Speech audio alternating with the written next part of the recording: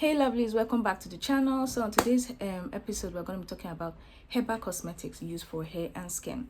I in the past have used certain herbal cosmetics for hair, specifically when I wanted to break my hair growth plateau from shoulder all the way to armpit length, and I would have gone further if I didn't have an history of low iron that was detrimental to my hair growth journey, and I had to pause because it was significantly,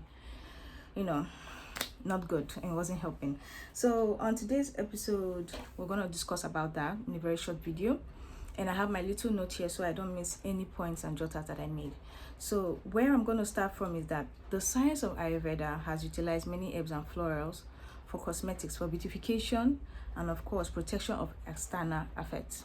Like I said, we're going to the benefits of herbal cosmetics and its purpose and its potential in your skin and hair care.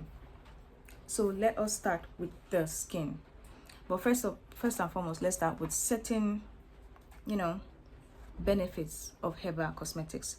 Enhances physical and mental well-being for the ones that you may ingest for the skin. Let's say the herbal teas.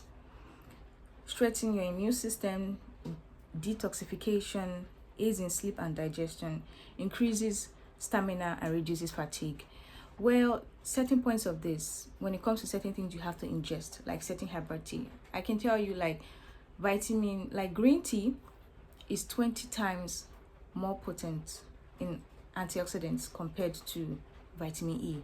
And there's a year in 2024 I was taking them because I was on a weight loss journey and I wanted to help my skin and see how it could glow naturally.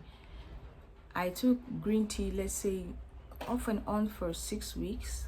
So I have this a lady that sells herbal products that I always buy my stuff from.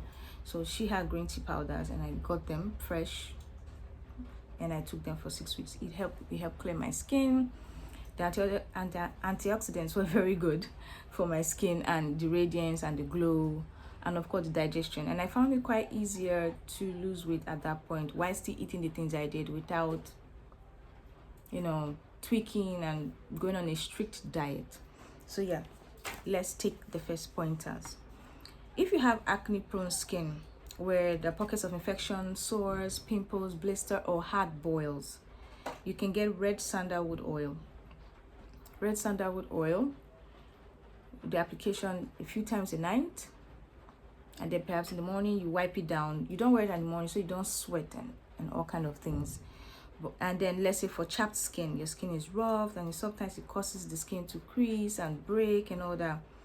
You just have to get you an olive oil, a good olive oil, or specifically extra virgin oil or St. John's wood oil, and then an hour after you've had your bath or shower, you apply an hour.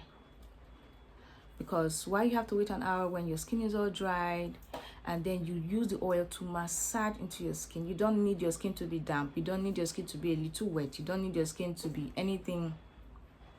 So that is what you have to use it for. And that is for chapped skin. Shallow skin. Maybe your skin naturally has no color. You look dull.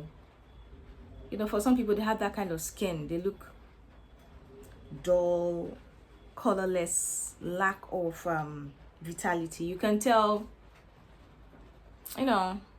no soap, no moisturizer, no cream is going to help that. You might be lacking in vitamin B. So I would say go get tested before I tell you, oh, go and ingest this herb for a glowing skin. Yes, there are many out there, but you cannot fix the root cause perhaps when underneath there's something underlying. When you have a vitamin deficiency, and then you think by putting on more tea or certain essential oils or more SPF there's always a correlation with certain of the things. So go and check if you have any deficiencies, starting with vitamin B. D2 can affect to a degree, but unless it's severely strong. And now on to certain essential oils you can use for your skin type, for glows, for vibrant, for having it more moisturized and strengthened. So for normal skin, you want to use chamomile oil, fennel, lemon, lavender. They do bring this shine and glow to your normal skin, because it balances it all over and it's all natural. Don't go for the counter essential oils. Those are highly concentrated and will damage your skin and will cause some sort of abbreviation. If you get them, I highly suggest you dilute with another carrier oil, perhaps an almond oil, perhaps not extra virgin oil, jojoba oil, but not to like directly pour on your skin. It's gonna cause you burns, gonna maybe make your skin sensitive. The moment you get into the sun, you start to experience some adverse effects like itchiness, burn, sensitivity. You start thinking there's this mild rashes and everything that's coming from left, right, and center. And then for dry skin, almond oil, avocado oil, coconut oil. Get your original coconut oil. It's extra moisturizing for dry skins. Extra moisturizing. So get you a coconut oil. Don't get those ones that in the local market that is extra diluted and they've been fried severally, and sometimes are mixed with vegetable oil. You wouldn't even know. So find you someone that sells original coconut oil. You can use that for a substitute in case of you need body oils. It's still very, very good. And for oily skin, evening primrose, jimina, juniper, and cypress. So those are the essential oils you can get. Now on to hair care, which is where I've tried it and I can tell you it worked very, very well for me. So for dandruff, you can use neem, henna, sweet flag, cashmere tree. If you have the powders, you put them into a carrier oil, keep them for a few weeks in the dark corner of the room or the dark corner of your house, and let it infuse, and then you can apply on your scalp every other time of the week, and you wash your hair regularly.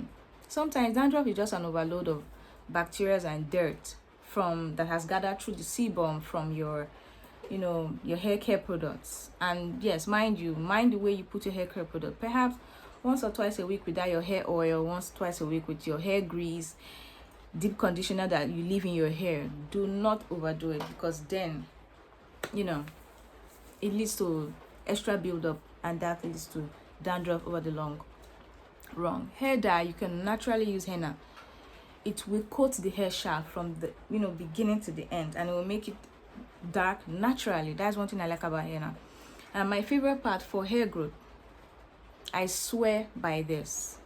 For hair growth, I swear by this. Amla powder. When I was a kid, my mom used to use amla hair oil. Then when it was more concentrated and original, that was early 2000, like 2003, 2004. And my hair was relatively healthy. Yes, it was always permed. She was always using relaxers, but it was relatively healthy. And she would massage into my scalp, also use hair grease to seal in the moisture and keep my hair. She would always change my hair from time to time for new school days. But as an adult, I experimented. I wanted to experiment with the powder, which is more original, more concentrated, because now there's a lot of fake products out there. So many fake.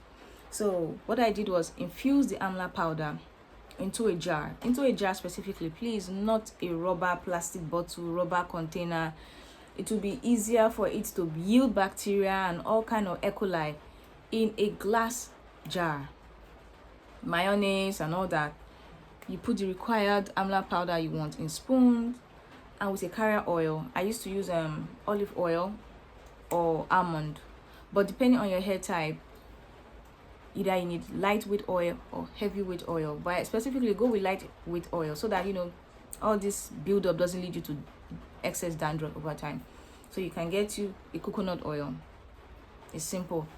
And then you keep it in the corner of your room in a dark place for like minimum 6 weeks, and you let it infuse, and you moisturize it to your scalp and coats of your hair, and watch it grow from time to time over the few months.